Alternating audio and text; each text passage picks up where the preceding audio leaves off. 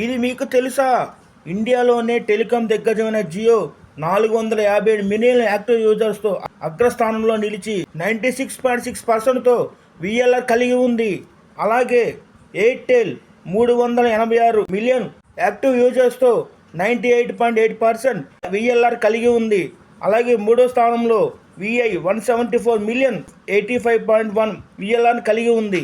ఇక్కడ షాకింగ్ విషయం ఏమిటంటే ఇండియాలోనే రెండవ అతిపెద్ద టెలికాం నెట్వర్క్ అయిన భారతీ ఎయిర్టెల్ మార్చి నెలతో పోలిస్తే ఏప్రిల్ నెలలో దాదాపు 41 లక్షల మంది యాక్టివ్ యూజర్స్ని నష్టపోయింది.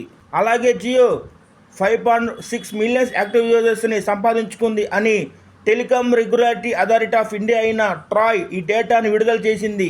అలాగే Jio air fibre 0.57 million 5G సబ్స్క్రైబర్స్తో పాన్ ఇండియా వైడ్గా 5,900 నగరాల్లో అందుబాటులో ఉండి 81.9% మార్కెట్ వాటాను అగ్రస్థానంలో నిలిచింది. 0.16 మిలియన్స్తో భారతీ ఎయిర్టెల్ 5G సబ్స్క్రైబర్స్తో మార్కెట్ వాటాతో రెండో స్థానంలో నిలిచింది. మరికొన్ని ఫ్యాక్ట్స్ కోసం మన ఛానల్ని సబ్స్క్రైబ్ చేసుకోండి, లైక్ చేయండి, షేర్ చేయండి.